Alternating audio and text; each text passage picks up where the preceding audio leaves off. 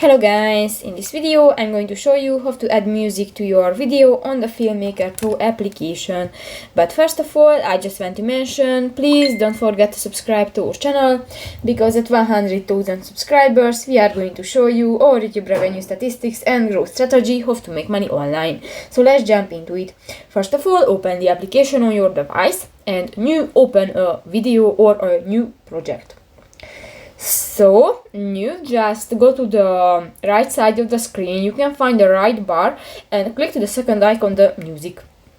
And here you can find different music options, for example about sports, cinematic and others.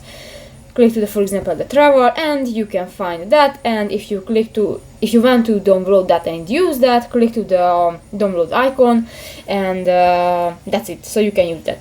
So that's pretty much it for this video, guys. See you in the next one. Bye bye.